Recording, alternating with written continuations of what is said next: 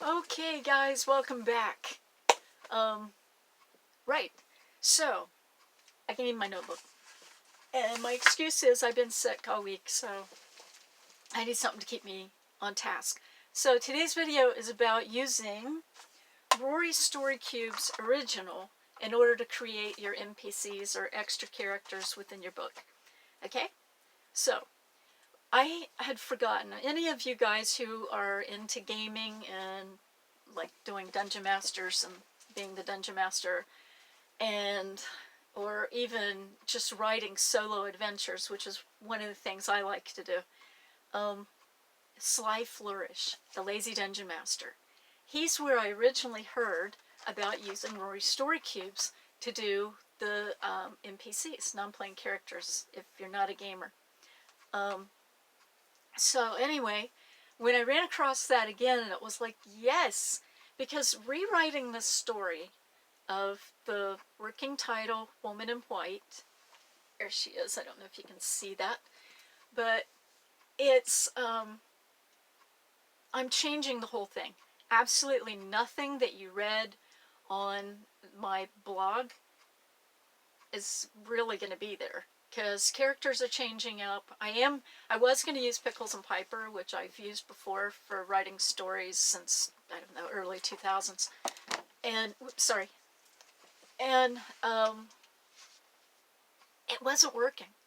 And I thought, I really do like the Matt character. And I see a lot of potential for him.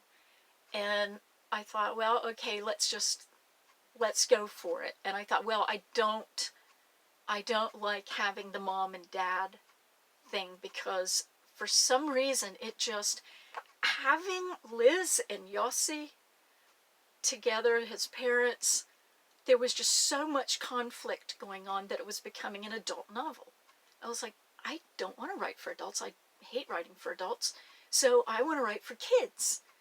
I like writing for kids. I've always written for kids. So that's what I did. I decided, you know what? I can't do this with both of you there, because I had Yossi as he really came out as the antagonist who had to change in the end. And I thought, I don't want that. I don't want him, actually, in the story. So I took him, and he's dead.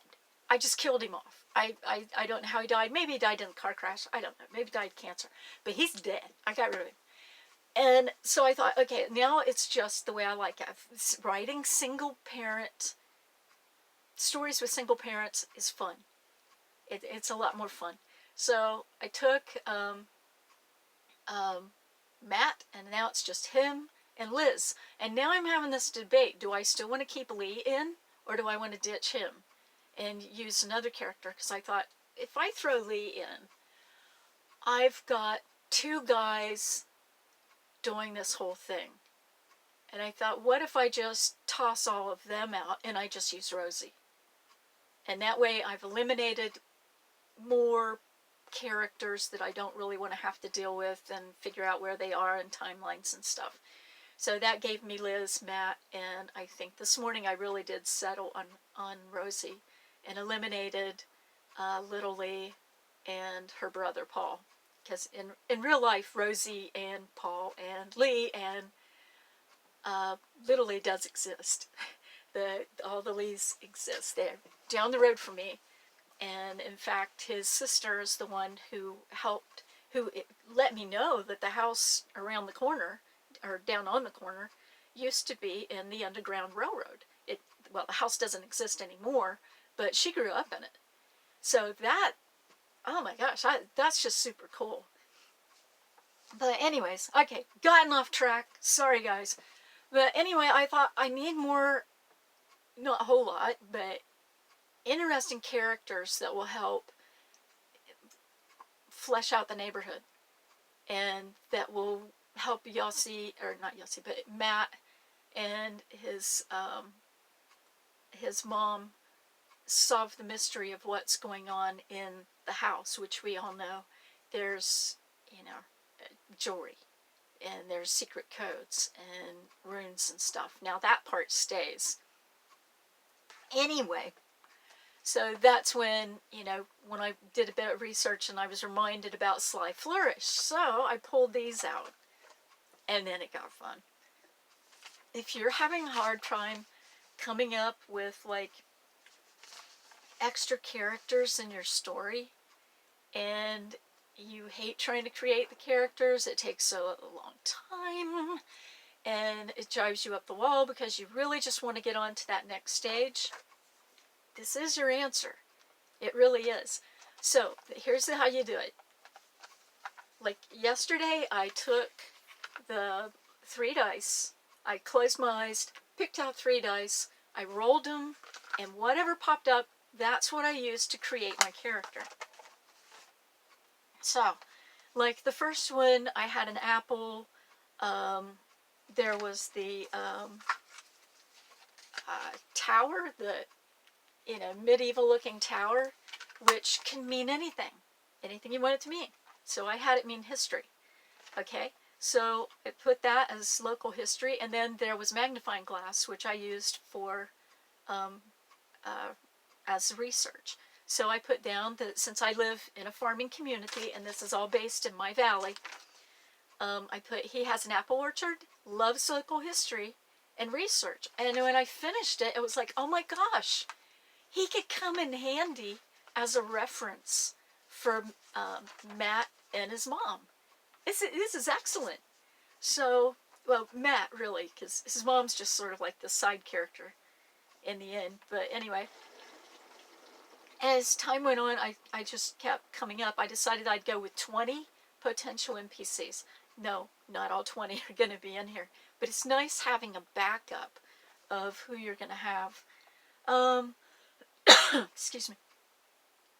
Another one, her husband calls her the old bat. She refers to him as the Mad Hatter. They've been married 60 years. It stands to reason. Neither one of them have the lights all on. Okay, so when I wrote that one based on the roll of the dice, all of a sudden I remembered, it was like, oh, I remember Mom telling me about this old farmer who lived across from us. And he, some reason, he would get drunk every now and then and go out and chase the chickens. Just saying, you can expect him in the book as a weirdo. He was weird. But anyway, just stuff like that. And another one, oh my gosh, this one. Number 7. This was my 7th throw that I did on this. Seldom has anything to say, sits out at night on the hill and watches the stars with his telescope. He's secretly waiting for aliens. Well, when I was growing up in the 60s and 70s, hey y'all, UFOs were a dime a dozen. You could go out certain nights and you could just watch them. In fact, right back over that way, where the hills come together and the stream runs off the hill into our pond, there was like a cigar-shaped object. That I don't remember if that one was the 60s or 70s, that Mom and Dad sat outside one night just watching it. And then when it took off, it was gone like that. It's really wild. So anyway, and if you know anything about the Mothman, hey, you know that there were UFOs all over the place. Let's see. Oh, witch. Yes. There is a monster-looking shadow type. Yeah, there he is. Monster-looking shadow type thing. I made him the Mothman. Yeah, he became the Mothman and ended up in one of these down through here. I was trying to think. Hold on a sec. Looking for it. Yeah, can't find it. But anyways, when he popped up, all of a sudden the word Mothman hit, and it was like, okay, we got a Mothman guy. So, this isn't taking place in the 60s or the 70s, but I'm collecting bits and pieces of history and working it into the neighborhood, because that really is, in real life, a part of my neighborhood. But that was fun. Just all the, I probably could have gone on for another 20 of these because I was having so much fun. So then I had to write my villains. Now, the villains were a bit more difficult, because, yeah, we did have what I would call villains in our neighborhood. Eventually, as I was getting a little older, somewhere in the early 70s, a family moved in across from us. Well, she was not a nice person. She hated motorcycles, and where they had lived previous to moving across from us, oh my gosh, goodness gracious, goat, she would put barbed wire out on the road for the motorcyclists. So, and if you know anything about barbed wire, it curls up and makes a big mess, and you really don't want that unraveled on its own. And so she would roll it across the road, and when the motorcyclists would come across that dirt road around the corner, they'd hit that stuff, and it would literally flip them off their bikes, sometimes straight into the barbed wire, depending on how far she had it spread out. And she was nasty, just nasty. And it happened to a friend of ours who died when he was younger, who died this past year. And oh gosh, he couldn't stand her. And then there was another person who was my childhood friend's grandmother. She lived second road to the right, down this lovely little creepy dirt road at a creepy little house on the right. And she was our local witch. And everybody knew to avoid her because she had this thing about taking, how did she do that? Oh, she would take a person's picture, stick it in a glass of water, and stab it with a needle. You never wanted to be the person who ended up in that glass. So you just avoid it, or don't tick her off. Just leave the old bat alone.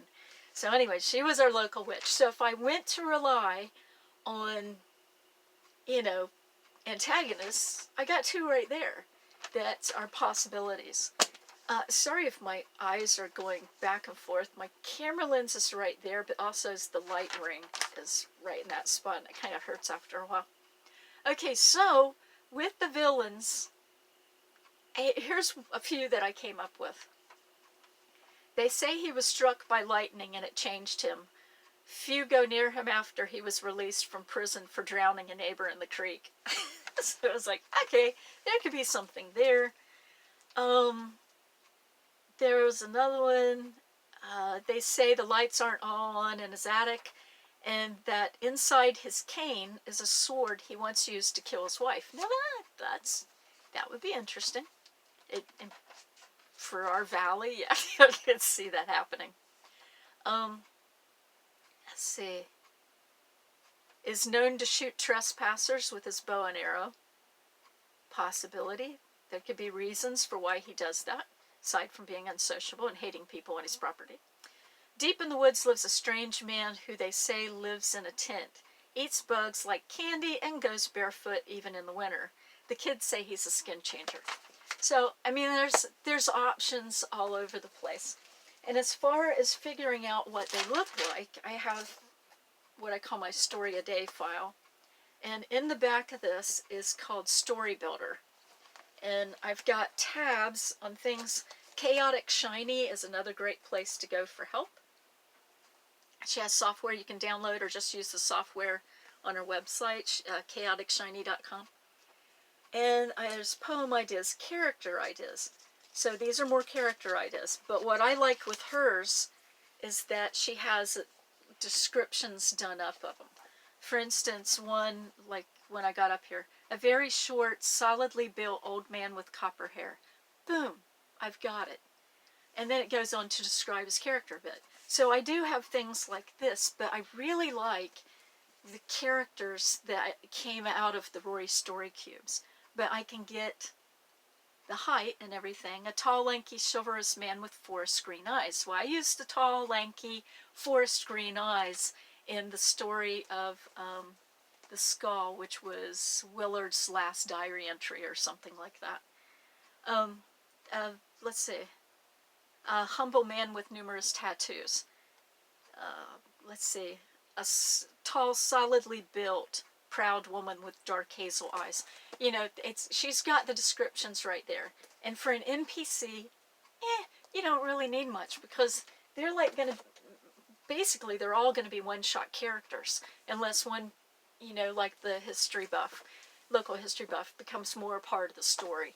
But anyways, the more characters I was creating, the more excited I was getting about the story and everything, and I just stayed with it all day long. Just building the story, working it out, creating this new way that I'm going to tell it. Because there's more than one way to tell a story, folks. Whatever you came up with the first time doesn't mean it's the best. So, anyway, so that's it. If you want a fast, easy way of creating characters, whether villains or heroes and NPCs, you know, use Rory's story cubes. The original is what everyone tends to focus on, but I think when I do more of them, I'm going to switch over to the Voyagers pack, and I might even combine Voyages with the originals and see what I come up with, because your possibilities are absolutely endless with this. So anyways, give Rory's story cubes a try. You can pick them up at Amazon, eBay, Amazon, eBay, where else can you get them? Walmart. A lot of Walmarts have the original Roy story cubes. You probably will not, trying to think, find them like this. They usually, every time I've seen them at Walmart, they've been in like a tube with a bag to store your dice in. But anyways, thanks so much for watching. Sorry this took so long, but I hope you got something out of it. And we'll catch you next week.